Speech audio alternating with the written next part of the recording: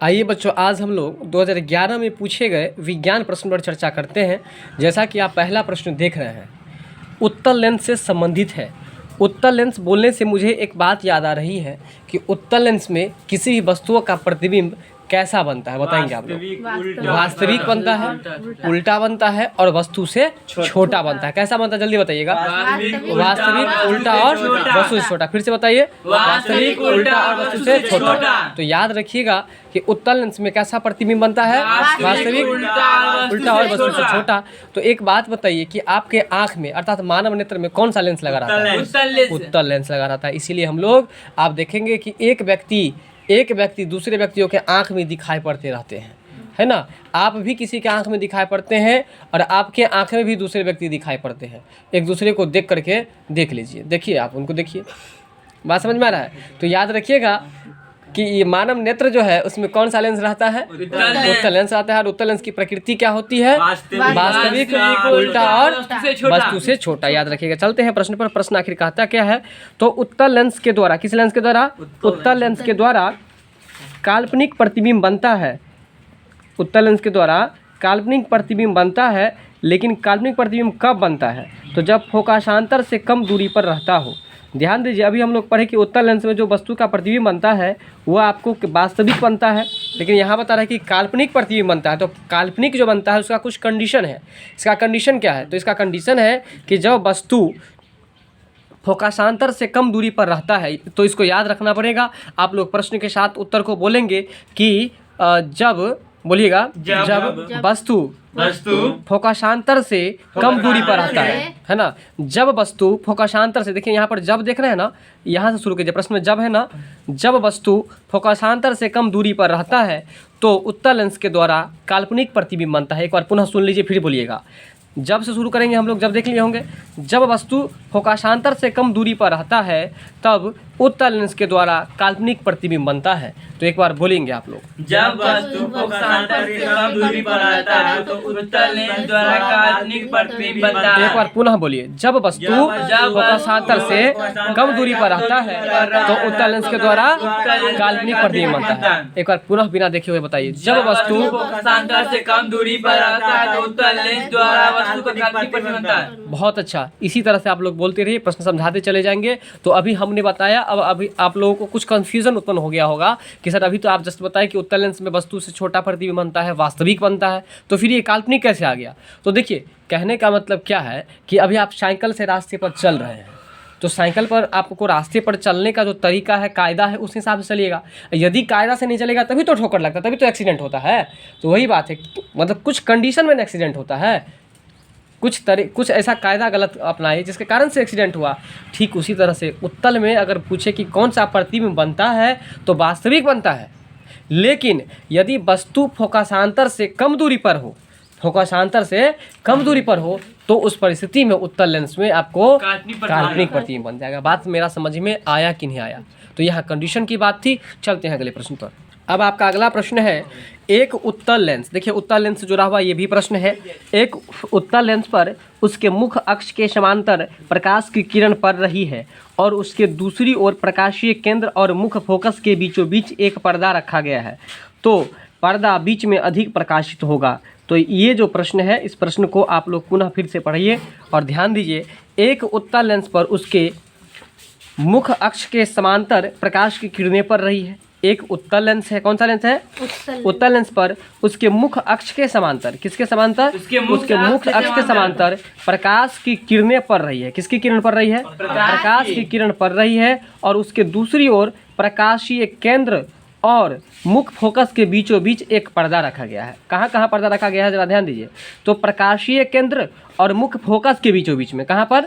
प्रकाशीय केंद्र और मुख्य फोकस के मुख्य फोकस के बीचों बीच में एक पर्दा रखा गया है। तो कहता है कि पर्दा बीच में अधिक प्रकाशित होगा, जबकि किनारा पर अधिक प्रकाशित नहीं होगा। तो एक बार पुनः प्रश्न पर ध्यान दीजिए। उत्तल लेंस पर एक मुख्य अक्ष के समांतर, उत्तल लेंस पर एक मुख्य अक्ष के समांतर प्रकाश की किरणें पड़ रही है। ठीक है, उत्तल लेंस पर एक मुख्य अक्ष के समांतर प्रकाश की किरणें पड़ रही है और उसके दूसरी ओर प्रकाशीय केंद्र और मुख्य फोकस के बीचों बीच एक पर्दा रखा गया है। तो पर्दा बीच में अधिक प्रकाशित होगा, यानी कि बीच वाले भाग में आपको रोशनी अधिक आएगा, प्रकाश अधिक आएगा, जबकि किनारे वाले भाग में रोशनी अधिक नहीं आएगा। बात समझ में आया? तो एक बार फटाफट से बताइए कि उत्तल लेंस में काल्पनिक प्रतिबिंब कब बनेगा? फोकसांतर जब कम होगा, जब वस्तु फोकसांतर से कम दूरी पर होगा। जब वस्तु फोकसांतर से कम दूरी पर होगा तो उस परिस्थिति में उत्तल लेंस में आपको काल्पनिक प्रतिबिंब बन जाएगा। चलिए अगला प्रश्न है आपका, यदि वस्तु, और वस्तु को हम बिंब भी बोल सकते हैं, याद रखिएगा, वस्तु को क्या बोल सकते हैं? बिंब। तो यदि वस्तु उत्तल लेंस के फोकस तथा फोकस दूरी की दूनी दूरी के बीच में हो, जरा ध्यान दीजिए, प्रश्न बहुत अच्छा है। उत्तल लेंस के फोकस तथा फोकस दूरी, उत्तल लेंस के फोकस तथा फोकस दूरी की दूनी दूरी के बीच में हो। इस प्रश्न को आपको रट के याद करना पड़ेगा, तो रटिए आप लोग, प्रश्न पढ़िए। यदि वस्तु उत्तल लेंस के फोकस तथा फोकस दूरी की दूनी दूरी पर, दूनी दूरी के बीच में हो। फिर से बोलिए, या तो वस्तु बोलिए या बिंब बोलिए। यदि वस्तु उत्तल लेंस के फोकस तथा फोकस दूरी की दूनी दूरी के बीच में हो तो प्रतिबिंब कैसा बन जाएगा? ठीक है, तो यहाँ जो आपका आंसर हो जाएगा ये आपको वास्तविक, उल्टा और आवर्धित बनेगा। देखिए वास्तविक तो समझते ही हैं, वास्तविक मतलब होता है कि किसी भी चित्र को, किसी भी फिगर को साफ साफ दिखाई पड़ना, और उल्टा तो समझते ही हैं, आप उनके तरफ देखेंगे तो वो भी आपकी तरफ देखेगा, तो ये उल्टा हो गया। ठीक है, अब है इसके बाद आपको आवर्धित। आवर्धित मतलब होता है बड़ा करके दिखाना। आवर्धित मतलब क्या होता है? बड़ा करके दिखाना। तो याद रखिए कि जब एक वस्तु को उत्तल लेंस के फोकस तथा फोकस दूरी की दूनी दूरी के बीच में, एक उत्तल लेंस है, उसकी फोकस तथा फोकस दूरी की दूनी, दूनी मतलब क्या हुआ? दो गुनी, दूनी मतलब दो गुनी दूरी के बीच में यदि रखा गया है तो वह प्रतिबिंब जो बनेगा, उस वस्तु का प्रतिबिंब कैसा बनेगा? वास्तविक बनेगा, उल्टा बनेगा और आवर्धित। देखिए वास्तविक उल्टा तो बिल्कुल याद ही रहेगा, क्योंकि इससे पहले ही बता दिए कि मानव नेत्र में कौन सा लेंस उत्तल लेंस, और मानव नेत्र में उत्तल लेंस, तो उत्तल में कैसा प्रतिबिंब आता है? याद रखिए, जैसे ही पूछे कि जैसे बोलते हैं मानव नेत्र में कौन सा लेंस, तो याद रखिएगा बाव को, तो बा से हो गया वास्तविक, ऊ से हो गया उल्टा। यानी कि उत्तल लेंस हमेशा कैसा प्रतिबिंब आता है? वास्तविक और उल्टा। और इसके साथ साथ में देखिए यहाँ पर आवर्धित भी बनेगा। क्यों आवर्धित बनेगा? क्योंकि उत्तल लेंस का जो फोकस था और फोकस दूरी था, इस दोनों को क्या कर दिया गया है? 2 गुना। और 2 गुना करने के बाद आपको क्या किया गया है? तो इस उत्तल लेंस के फोकस तथा मतलब वस्तु को क्या कर दिया है कि उसके बीच में रखा है, जिसके कारण से वस्तु का प्रतिबिंब कैसा बनेगा? वास्तविक बनेगा, उल्टा बनेगा और आवर्धित बनेगा। कैसा बनेगा? वास्तविक बनेगा, उल्टा बनेगा, आवर्धित। अगला प्रश्न है आपका, किन आणविक किरणों में सबसे कम प्रवेश शक्ति होती है? ठीक है, किन आणविक किरणों में सबसे कम प्रकाश शक्ति होती है, प्रवेश शक्ति होती है? प्रवेश शक्ति समझ लीजिए, आप सुने होंगे कि हम लोग जा रहे हैं एक्सरे करवाने के लिए, सुने हैं ना? किसी के मुंह से ये भी सुनिएगा हम लोग जा रहे हैं अल्ट्रासाउंड करवाने के लिए। तो जब एक्सरे करवाते हैं तो एक्सरे करवाने से आपको क्या पता चलता है, ये बताइए? आपका हड्डी कहाँ टूटा हुआ है, कहाँ क्रैक है या क्रैक नहीं है, वो पता चल जाता है। लेकिन जब अल्ट्रासाउंड करवाते हैं तो आपके पेट में कौन सा बच्चा है, लड़का है कि लड़की है, आपके पेट में, आपकी किडनी में, आपके जो है पेशाब रास्ता में कहाँ पर पत्थर अटका हुआ है ना, उस चीज़ की जानकारी हमें मिल जाती है। तो कहने का मतलब देखिए, आपके पेट में छोटा सा बच्चा था, उसके बारे में पता चल गया, आपके पेट में छोटा सा पत्थर था, उसके बारे में पता चल गया। तो कहने का मतलब ये क्या एक्सरे में पता चलता है? अगर एक्सरे में पता चलता तो लोग अल्ट्रासाउंड क्यों करवाता? ध्यान दीजिए बात पर। अगर एक्सरे में पता चल जाता तो अल्ट्रासाउंड क्यों करवाता? इसका मतलब है कि एक्सरे में जो है भेदन क्षमता कम होता है, एक्सरे में भेदन क्षमता कम होता है। वहीं अगर अल्ट्रावायलेट रे में, मतलब अल्ट्रावायलेट किरण में अगर भेदन क्षमता की बात करें तो आपको एक्सरे से, यानी कि एक्स किरण से ज़्यादा होता है। तो बताइए, एक्स किरण और अल्ट्रावायलेट किरण, इस दोनों में कौन सी किरण में प्रवेश क्षमता अधिक है? अल्ट्रावायलेट। अल्ट्रावायलेट से बन गया अल्ट्रासाउंड। क्या बन गया? अल्ट्रासाउंड। इसलिए अल्ट्रासाउंड जब भी कराते हैं तो आपके पेट में, आपके लीवर में, आपके किडनी में, जहाँ पर भी कोई पत्थर वगैरह होता है या सूजन होता है तो उसकी जानकारी मुझे मिल जाती है। वही बात एक्सरे में मुझे नहीं मिल पाती है। ठीक है, तो इसका मतलब एक्सरे कमज़ोर हुआ और अल्ट्रावायलेट किरण जो हुआ वो आपको क्या हुआ? वो ज़्यादा ही आपको भेदन क्षमता उसमें ज़्यादा होता है। बात समझ में आ रहा है? तो आप ये भी सुने होगा सीटी स्कैन। सीटी स्कैन जो होता है उसमें आपको सीटी स्कैन में क्या होता है कि आपके अंदर का एक एक पार्ट्स आपको दिखा देगा, लेकिन सीटी स्कैन में जो किरण निकलती है वो बहुत खतरनाक होती है। अगर आप अपने जीवन काल में 4 या 5 बार से ज़्यादा सीटी स्कैन करवाइएगा तो आपके हड्डी में दर्द करने लगेगा, क्योंकि आपके हड्डी में एक रस होता है ना, उस रस को वो खींच लेता है। वही रे जो प्रकाश जो पड़ता है आपके शरीर पर, सीटी स्कैन जो करवाता है ना लोग, तो सीटी स्कैन जो कराते हैं उसके बॉडी पर एक प्रकाश पड़ता है, वही प्रकाश उस आपकी हड्डी का जो है वो मटेरियल खींच लेता है। जब हड्डी का वो मटेरियल खींच लेता है, समझ लीजिए आपके शरीर में टच नहीं कर रहा है, वो प्रकाश केवल पड़ रहा है, जैसे टॉर्च का रोशनी पड़ता है, उसी में आपका इतना प्रवेश क्षमता उसमें इतना अधिक है कि आपकी हड्डी का जो वो रस है उस रस को क्या कर लेता है, खींच लेता है, जिसके कारण से आपकी हड्डी में दर्द होना शुरू हो जाएगा। बात समझ में आ रहा है? कोशिश करें कि मनुष्य को अपने जीवन में सीटी स्कैन अधिक से अधिक नहीं करे, बात समझ रहे हैं, और कम से कम करने की कोशिश करें, थोड़ा लेट करने की कोशिश करें। अगर इनको भी सीटी स्कैन की ज़रूरत है तो थोड़ा लेट करेंगे तो इससे क्या होगा कि आने वाले समय में अगर कोई फिर खतरा होगा तो फिर भी तो एक बार करा लेंगे तो 3 बार चांस बचा रहेगा। मेरी बातों को समझे कि नहीं? आप 3-4 चांस ही करवा सकते हैं सीटी स्कैन, तो 1 चांस करवा लेंगे तो 3-4 चांस तो बचा रहेगा हमारे लिए। ठीक है, तो यही बात है कि कौन सा ऐसा किरण है, कौन सा आणविक किरण है जिसमें आपको प्रवेश की शक्ति, प्रवेश शक्ति मतलब क्या हुआ, भेदन क्षमता, भेदन करना। तीर आपको तीर मारे और तीर से आपको आर पार हो गया, कोई तीर बाहर रह जाएगा, रास्ते में टूट जाएगा, तो भेदन क्षमता उसका अधिक नहीं था, तब तो रास्ते में रह गया, पूरा प्रवेश नहीं किया। तो ये बात है कि ऐसा कौन सा आणविक किरण है जिसमें आपको प्रवेश शक्ति ज़्यादा है, तो बताइए कौन सा किरण है? अल्फा रे। कौन सा किरण है? अल्ट्रासाउंड से ही याद रखिए, और से अल्फा और से अल्ट्रासाउंड। तो बताइए कौन सी ऐसी किरण है जिसमें प्रवेश शक्ति सबसे अधिक होती है, तो बताइए कौन सी किरण है? अल्फा रे। कौन सी किरण है? अल्फा रे। किस आणविक किरणों की शक्ति अधिक होती है? अल्फा रे की। ठीक है, अब आपका अगला प्रश्न है, किस वैज्ञानिक ने सुपर कंडक्टिविटी, है ना, सुपर कंडक्टिविटी की खोज किसने किया? तो याद रखिएगा, बस इतना ही बात याद रखना है कि सुपर कंडक्टिविटी की खोज किसने की, तो कैमरलिंग ने की। याद रखिएगा सुपर। ठीक है, देखिए अगर जो आप सुपर विद्यार्थी बन जाइएगा तो सब कैमरा लेकर के आपको खींचेगा फोटो ना। बात समझ में आ रहा है कि नहीं? चलिए, तो जब आप सुपर स्टूडेंट बन जाएंगे तो सब आपको कैमरा लेकर के आएगा ना। इसलिए याद रखिए कि सुपर कंडक्टिविटी का खोज किसने किया? कैमरलिंग ने किया। किसने किया? कैमरलिंग ने किया। किसने किया? कैमरलिंग ने किया। बात समझ में आ गया होगा। चलिए अगला प्रश्न है, कौन सा बायोडिग्रेडेबल, है ना, बायोडिग्रेडेबल अपशिष्ट नहीं है? ध्यान दीजिए, यहाँ पर 4 प्रश्न पढ़ने को हम लोग को मिलेगा, है ना। बायोडिग्रेडेबल क्या है, पढ़िएगा जरा, नहीं पढ़िएगा तो नहीं होगा। बायोडिग्रेडेबल,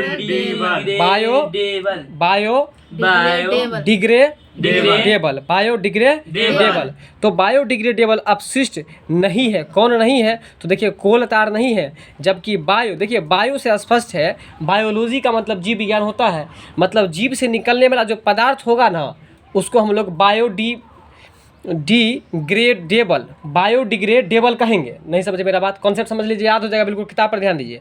ठीक है, बायो, तो बायो मतलब जीव विज्ञान। तो जीव विज्ञान में किसके बारे में पढ़ते हैं? जीव के बारे में पढ़ते हैं ना भाई,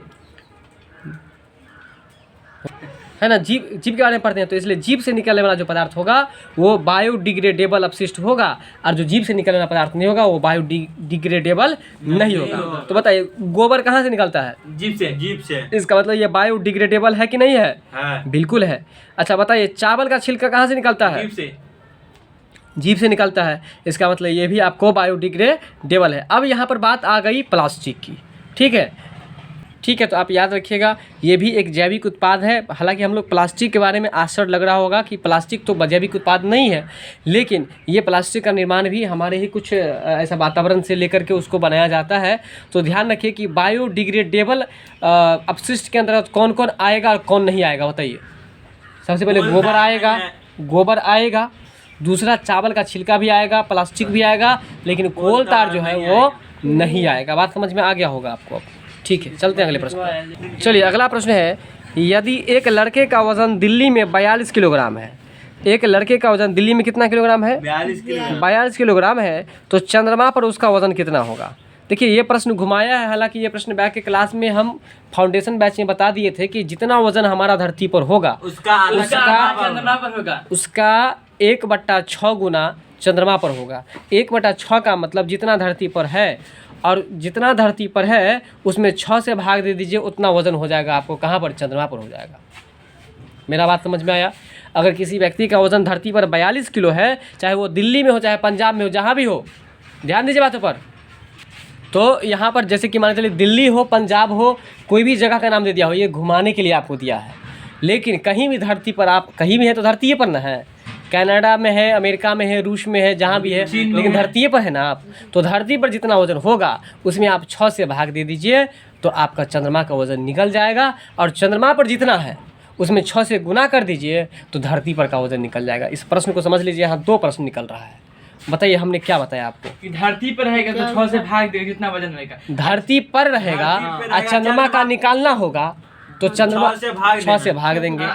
चंद्रमा पर होगा, धरती पर निकालना होगा 6 से गुना करेंगे। बात समझ में आ गया? तो देखिए धरती पर 42 किलो है, आज चंद्रमा का निकालना है तो कितना किलो होगा? 7 किलो, क्योंकि 6 से भाग देंगे तो 6 सत्ते 42, इसलिए 7 किलोग्राम हो गया। अगर माने चलिए कि चंद्रमा पर 7 किलो होता तो धरती पर कितना होता? 42 किलो होता, क्योंकि उसको क्या बोले थे अभी हम? 6 से गुना कर देते हैं। बात समझ में आया कि नहीं? इसलिए बोल रहे थे यहाँ 2 प्रश्न हमको सीखने के लिए मिल रहा था। अगला प्रश्न है आपका, पृथ्वी सूर्य के इर्द गिर्द परिक्रमा करती है। ध्यान दीजिए। अच्छा ये बताइए कि सूर्य घूमता है कि पृथ्वी घूमती है? सूर्य घूमता है। बिल्कुल गलत बात। सूर्य एक तारा है और तारा नहीं घूमता है ना। सूर्य जो है आपको कभी नहीं घूमता है, कहता है पृथ्वी सूर्य के इर्द गिर्द परिक्रमा करता है। पृथ्वी परिक्रमा करता है किसके इर्द गिर्द? सूर्य के इर्द गिर्द। सूर्य के आपको इर्द गिर्द है ना, इर्द गिर्द मतलब कि उसके आगे पीछे चारों ओर, ठीक है। तो ये जो है पृथ्वी जो है सो सूर्य की जो परिक्रमा करता है वो कितना दिन में करता है, ये प्रश्न पूछ रहा है। तो 365.5 दिन में, 365.5 यानी कि 365 तो दिन हो ही गया है ऑलरेडी, ठीक है। और ये 5 घंटा दिया हुआ है तो 365.5 दिन याद रखिएगा। इसका आंसर कभी कभी ये देता है 365 दिन या 366 दिन। क्या देता है बताइए? 365। चलिए, तो पृथ्वी सूर्य के इर्द गिर्द घूमता है। पृथ्वी सूर्य के इर्द गिर्द घूमता है, वो लगभग कितना दिन में परिक्रमा करता है? 365.5 दिन, यानी कि पृथ्वी को सूर्य के चारों ओर घूमने में कितना समय लगता है?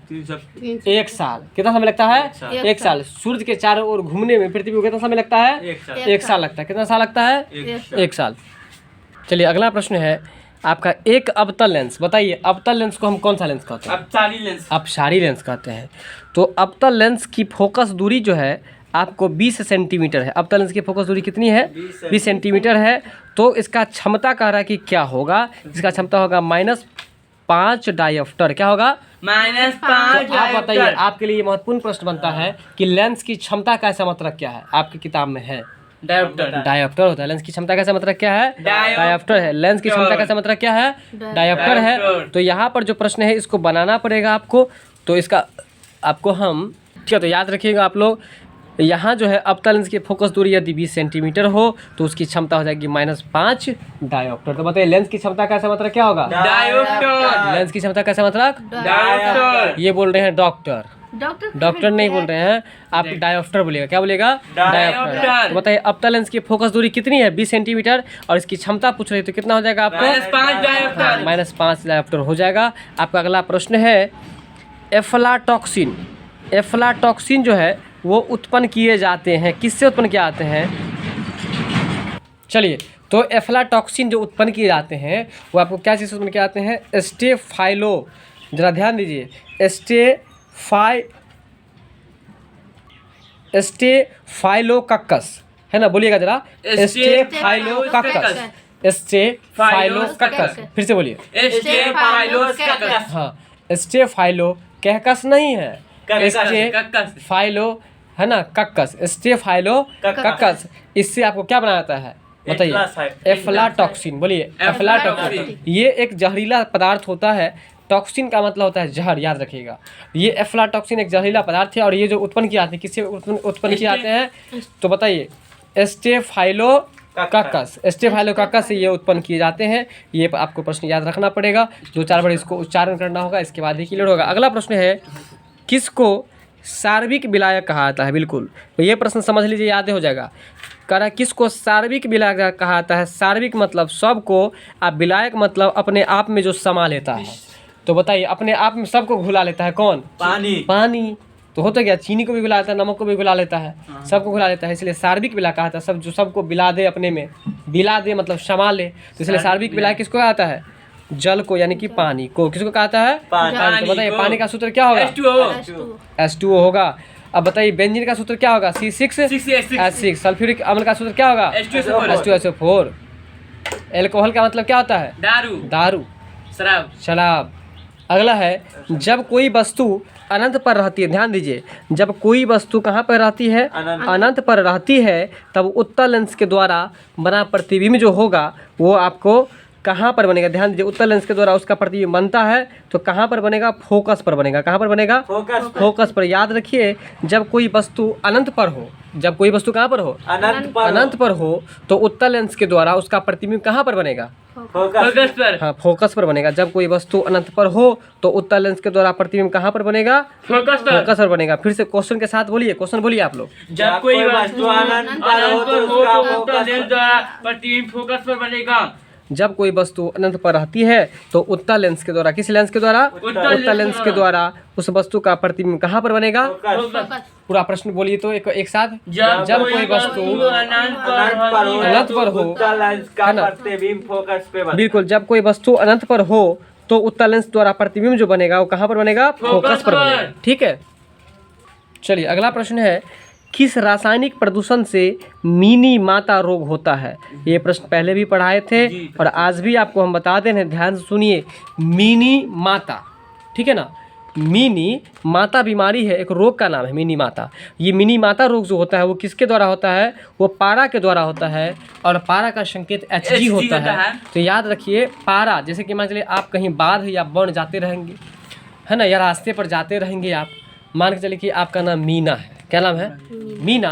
तो आपका नाम मीना है, मीना नाम की कोई लड़की थी, वो रास्ते से सड़क पे जा रही थी तो उसको मिल गया पारा। तो पारा जो मिल गया मीना को, तो वो किसको कहेगा? अपने माता को कहेगी ना। तो इसलिए मिनी माता मतलब मीनू जो है, मीनू नाम की लड़की या मीना नाम की लड़की अपने माता को कब कहेगा और क्या कहेगा? किसके बारे में कहेगा? पारा के बारे में। क्योंकि ऐसा सोच लीजिए, एक ट्रिक है, ये कोई कॉन्सेप्ट नहीं है। मिनी माता मतलब मीना नाम की लड़की थी, रास्ते पर जा रही थी और पारा को देखी। जैसे पारा को देखी तो वो माता को बोली कि माता ये पारा है ना, और वो डरने लगी थोड़ा सा। इसलिए याद रखिए कि मिनी माता रोग जो होता है वो किससे होता है? पारा से होता है। और पारा का संकेत क्या होता है? Hg होता है। तांबा का संकेत क्या होता है? शीशा का Pb। ठीक है। और एस्बेस्टस जो होता है, एस्बेस्टस से आपको कौन सी बीमारी होती है ये बताइए आप लोग। एस्बेस्टस से कौन सी बीमारी होती है? इससे भी एक बीमारी होती है, आप लोग कल ढूंढ करके लाएंगे और ये बात बताएंगे। तो बताइए किस रासायनिक प्रदूषक से, है ना, इसको कट कर दीजिए।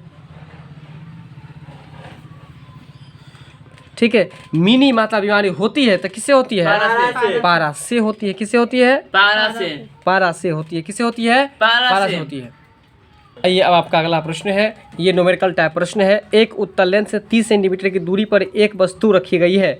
लेंस से बराबर दूरी पर वास्तविक प्रतिबिंब बनता है। लेंस की फोकस दूरी क्या होगी? ये न्यूमेरिकल टाइप है। इसको हम लोग अगले अध्याय में एक वीडियो में चर्चा करेंगे। तो अब कुछ बच्चों के मन में ये प्रश्न उठ रहा होगा कि सर आप न्यूमेरिकल प्रश्न नहीं बता रहे हैं, हम लोग को एग्ज़ाम में दिक्कत हो जाएगा। तो हम कहते हैं बेधड़क एग्ज़ाम में जाइए और जो संभव हो पहले उसको करना चाहिए। इसलिए न्यूमेरिकल पढ़ना थोड़ा इतना आसान नहीं है, ठीक है। इसलिए आप लोग जो है जो न्यूमेरिकल जो वन लाइनर क्वेश्चन है, मतलब एक लाइन का जो प्रश्न है जो मुझे याद रखने से काम बन जाएगा, उसको पहले आप लोग याद रखिए ताकि आपका एग्ज़ाम निकल जाए। फिर हम लोग नेक्स्ट चांस में उसको खूब अच्छा तरीक़ा से न्यूमेरिकल को अध्ययन करेंगे, ठीक है। फिलहाल कुछ बातों को जानकारी लेते हैं।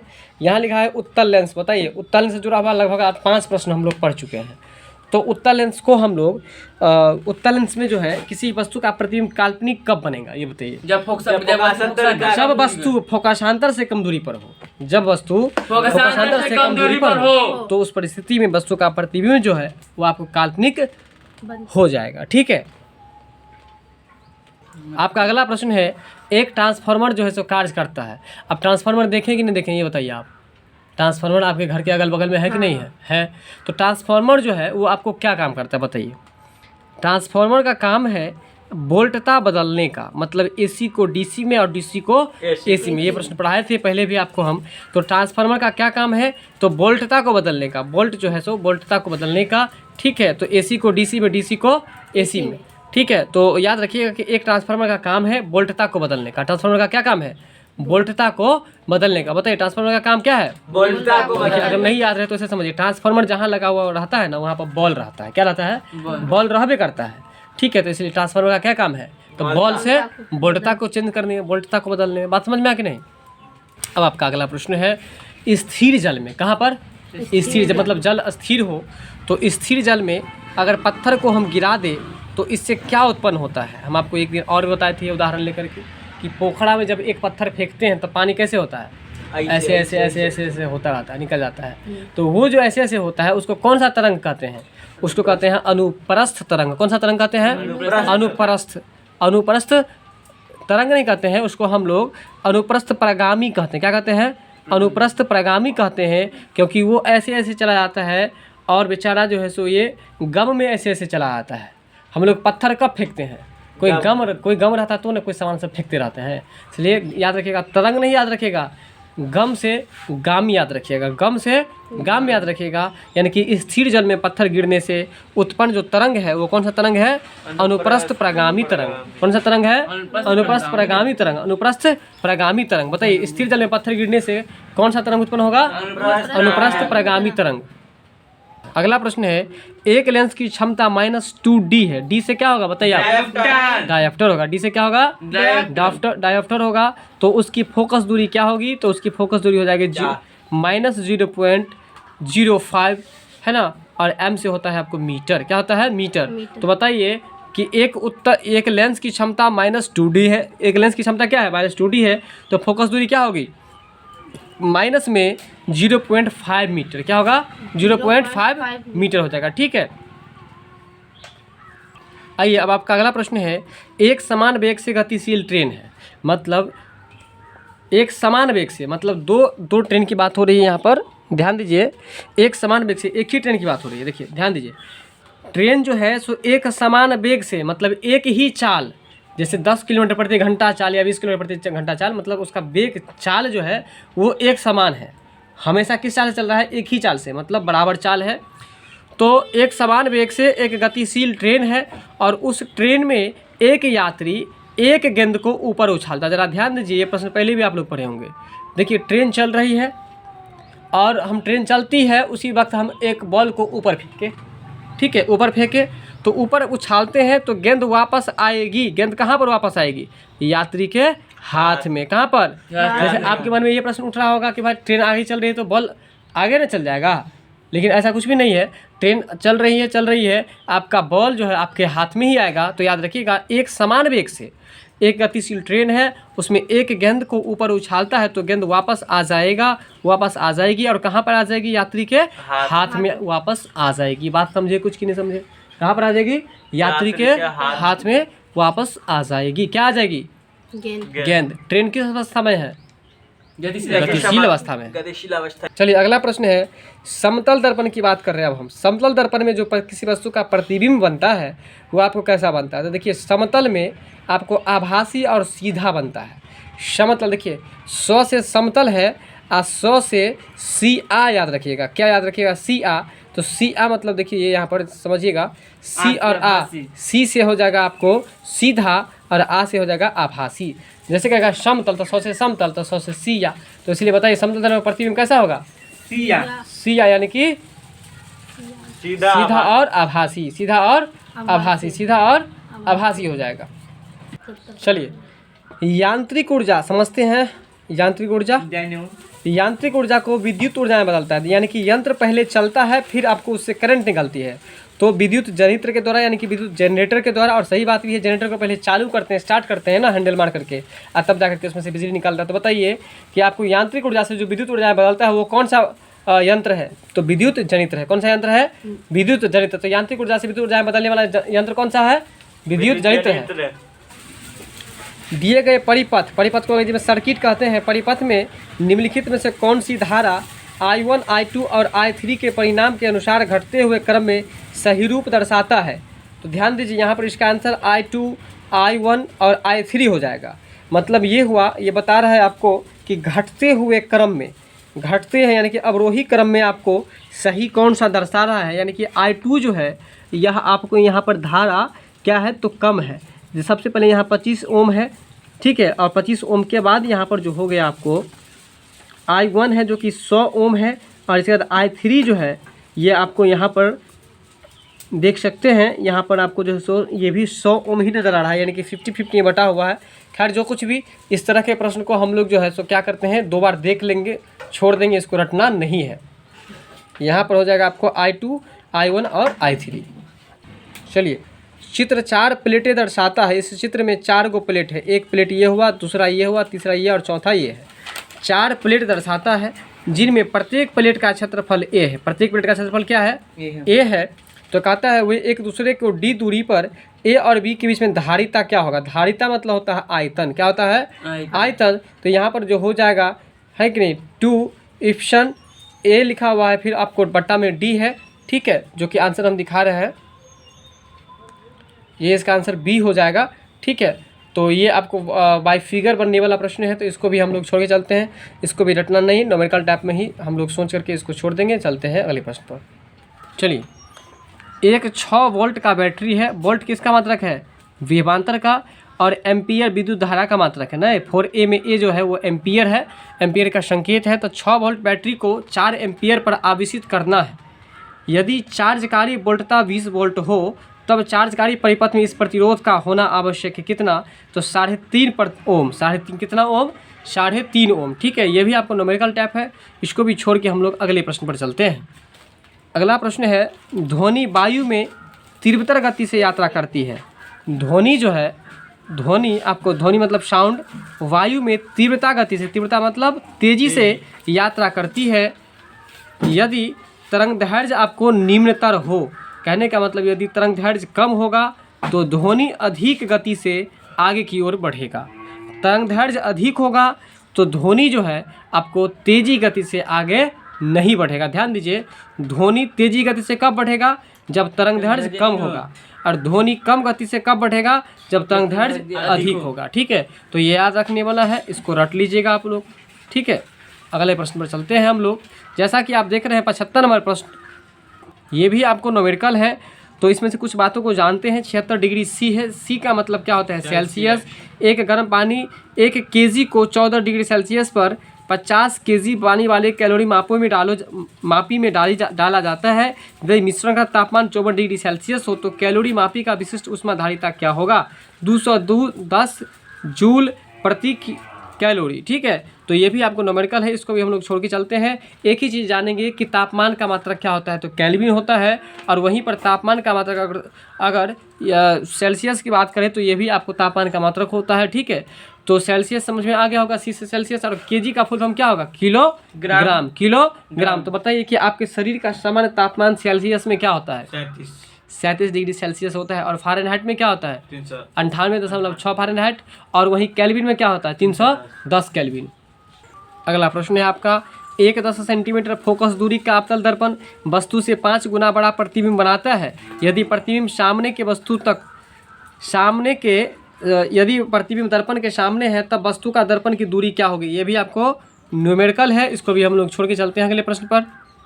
अगला प्रश्न है, आँख किन रंगों के बीच अधिकतम संवेदनशील है? ध्यान दीजिए, आँख जो है किन रंगों के बीच में अधिकतम संवेदनशील है, मतलब समझ लीजिए बात को। कहता है कि आँख किस रंगों को समझने के लिए, किस रंगों को जानने के लिए अधिक एक्टिव रहता है। तो ये प्रश्न को घुमाया है, लेकिन आप लोग खुद बताइए कि ऐसा कौन सा रोशनी है जो दूर से भी आप देखें? लाल।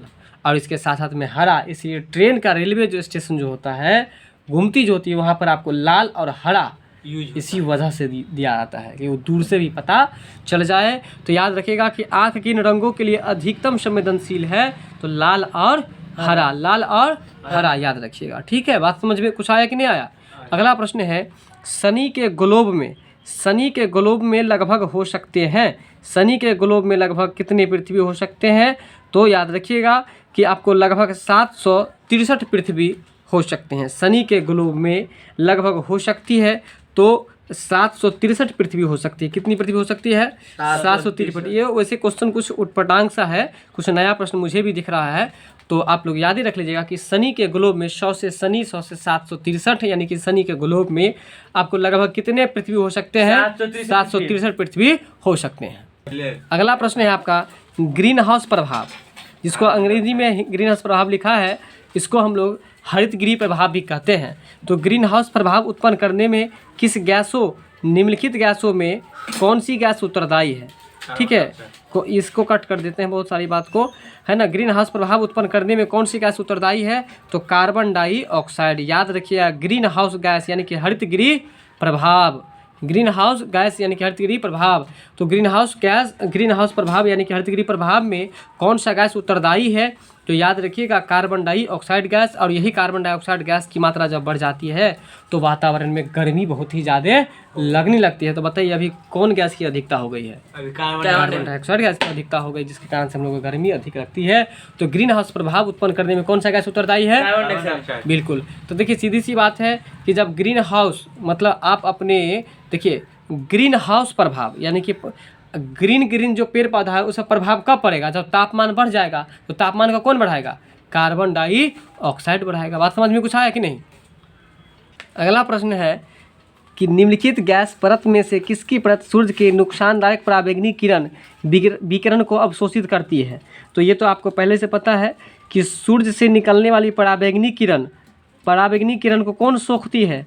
ओजोन परत। और इसीलिए पृथ्वी का सुरक्षा कवच किसको कहा जाता है? ओजोन को कहा जाता है, जिसका संकेत O3 होता है। तो यहाँ प्रश्न पर ध्यान दीजिए, निम्नलिखित गैस परत में से किसकी परत, मतलब किस गैस की परत है जो सूर्य की नुकसानदायक पराबैंगनी विकिरण का अवशोषण करती है? सीधा सीधा यहाँ पर इतना ही बात समझिए कि सूर्य की नुकसानदायक पराबैंगनी किरणों को कौन अवशोषित करती है? ओजोन करती है। कौन अवशोषित करती है? ओजोन करती है। बस बात इतना ही है। अगला है, भारत में ऊर्जा आवश्यकता का कितना प्रतिशत नाभिक शक्ति स्टेशन से प्राप्त होता है? याद रखिए, भारत में नाभिक शक्ति स्टेशन से जो प्राप्त होता है ऊर्जा, वो कितना % प्राप्त होता है?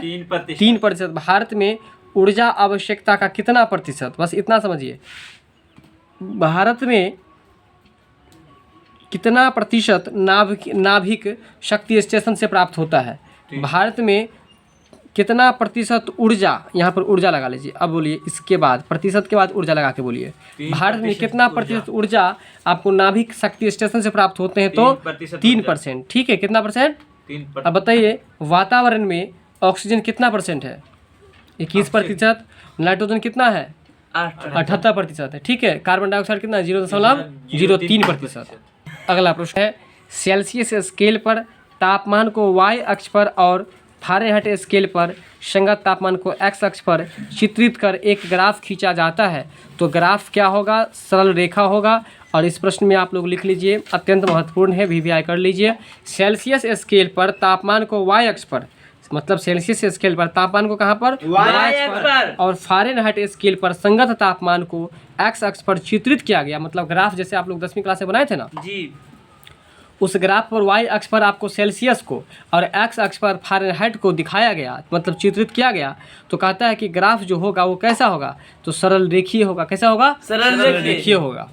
इसको रट करके आप लोग याद जरूर कर लीजिएगा, परीक्षा के लिए अत्यंत महत्वपूर्ण है। अगला प्रश्न है, एक ब्लॉक का भार 360 न्यूटन है। इसका आकार जो है 0.3 मीटर गुने 0.4 मीटर और गुने 0.5 मीटर है। इस ब्लॉक के द्वारा लगाए गए अधिकतम और न्यूनतम दाब का अनुपात क्या होगा? ये आपको न्यूमेरिकल टाइप है, इसको छोड़ के हम लोग अगले प्रश्न पर चलते हैं। तो आपका अगला प्रश्न है, चलिए अगला प्रश्न है, न्यूटन केजी इनवर्स किसकी इकाई है? ये आपको वेग के परिवर्तन की दर की इकाई है। ठीक है, तो आप एक बात जानते होंगे कि वेग के परिवर्तन के दर को क्या कहते हैं? त्वरण कहते हैं। त्वरण को अंग्रेजी में क्या कहते हैं? एक्सेलरेशन कहते हैं। क्या कहते हैं? एक्सेलरेशन कहते हैं। तो वो आपको गुरुत्वाकर्षण त्वरण है, स्मॉल जी। ठीक है ना, ये त्वरण है, इसलिए यहाँ पर आपको AC दिखाया जाएगा इसको। ठीक है, एक्सेलरेशन होता है। न्यूटन केजी इनवर्स किसकी इकाई है? तो वेग के परिवर्तन की दर की इकाई है। न्यूटन केजी इनवर्स किसकी इकाई है? वेग के परिवर्तन की दर की इकाई है। वेग के परिवर्तन की दर की इकाई है। न्यूटन केजी इनवर्स किसकी इकाई है? वेग के परिवर्तन की दर की इकाई है। बात कुछ समझ में आ रहा है कि नहीं आ रहा है? आ रहा है। ठीक है, चलते हैं अगले प्रश्न पर। अगला प्रश्न है, 20 डिग्री सेल्सियस पर वायु में ध्वनि की चाल 34 मीटर प्रति सेकंड है। 40 डिग्री सेल्सियस पर चाल क्या होगी? 355 मीटर प्रति सेकंड हो जाएगी। 355 मीटर प्रति सेकंड हो जाएगी। ये प्रश्न सब सॉल्व करना पड़ेगा, न्यूमेरिकल है। चलते हैं अगले प्रश्न पर। कहता है कि मिश्र धातु मैग्नीशियम, मिश्र धातु को छोड़ दीजिए, बस इतना याद रखिए, मैग्नीशियम में क्या होता है? तो मैग्नीशियम में 95% क्या होता है, तो एल्युमिनियम होता है। मैग्नीशियम एल्युमिनियम से मिलता जुलता हुआ वर्ड लग रहा है, तो मैग्नीशियम में होता है, क्या होता है, 95% एल्युमिनियम होता है। मैग्नीशियम में एल्युमिनियम, मैग्नीशियम में एल्युमिनियम, मैग्नीशियम में क्या होता है, एल्युमिनियम। और कितना परसेंट होता है, 95% एल्युमिनियम होता है उसमें।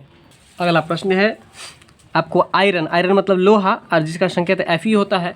आयरन की सांद्र H2SO4 से अभिक्रिया का मुख्य परिणाम क्या होता है, FeSO4 होता है, FeSO4 होता है। आयरन की सांद्र H2SO4 से अभिक्रिया का मुख्य परिणाम क्या होता है, तो FeSO4 होता है। इस प्रश्न को भी आप लोग याद रखिएगा। बात समझ में आ रहा है, ठीक है। इसको हम इनसर्कल कर देते हैं, घेर देते हैं। अगला प्रश्न है कि पॉलीथीन इसका बहुलक है। पॉलीथीन जो है किसका बहुलक है, तो CH2 और CH2 डबल बॉन्ड है, इसका बहुलक है। पॉलीथीन जो है वो किसका बहुलक है, सिग्मा बॉन्ड का। तो CH2 और इसका डबल बॉन्ड है CH2। बात समझ में आ रहा है, तो CH2 और CH2 डबल बॉन्ड CH2 इसका बहुलक है। ये क्या है, बहुलक है। पॉलीथीन किसका बहुलक है, CH2 डबल बॉन्ड CH2। हाँ, CH2 डबल बॉन्ड CH2 का बहुलक है। बहुलक को अंग्रेजी में हम लोग पॉलीमर कहते हैं। क्या कहते हैं, पॉलीमर। पॉलीमर। चलिए अगला है ब्यूटेन के कितने समावयवी संभव है। देखिए ब्यूटेन के आपको 3 समावयवी संभव है। ब्यूटेन के कितने समावयवी संभव है, 3 समावयवी संभव है, याद रखिएगा। और ब्यूटेन का सूत्र क्या होता है, C4H10। तो C4H10 यानी कि ब्यूटेन के कितने समावयवी संभव है, तो आपको 3 संभव है। कितने संभव है, 3 समावयवी संभव है, याद रखिएगा। बताइए क्वेश्चन के साथ पढ़िए आंसर। ब्यूटेन के 3 समावयवी संभव है कितने। चलिए अगला प्रश्न है दीर्घाकार। दीर्घाकार का मतलब हुआ दीर्घ आकार, मतलब लंबा आकार। दीर्घाकार आवर्त सारणी के तृतीय आवर्त में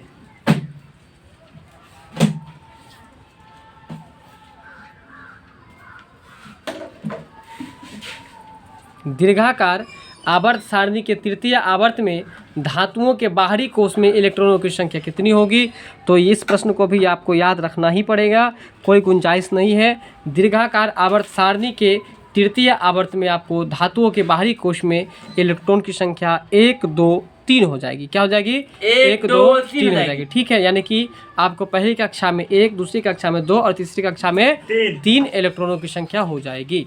अगला प्रश्न है आपका निम्न में से किसका कैलोरी मान सर्वाधिक है, ठीक है। निम्न में से इसको हटा दीजिए, किसका कैलोरी मान जो है सो आपको सर्वाधिक है, तो यहाँ ऑप्शन के अकॉर्डिंग चलना होगा। ऑप्शन में है C4H9OH, C4H10 अर्थात ब्यूटेन, C4H8 और C4H6। इस चारों ऑप्शन में आपको सर्वाधिक कैलोरी मान जो है वो C4H10 का है।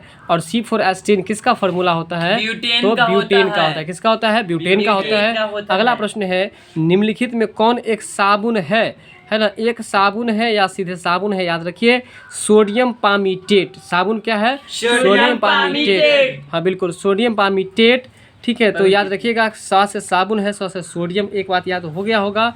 दूसरा है आपको पामीटेट है, तो पामीटेट है तो आप ये याद रखिए साबुन कभी भी खरीदते हैं तो पाई लगता है, इसलिए पामीटेट यानी कि साबुन क्या है, सोडियम पामीटेट। अगला प्रश्न है आपका एसिटिलीन लैंप में CH ट्रिपल बॉन्ड CH को इसकी उपस्थिति में जलाया जाता है, तो आपको अधिकता में O2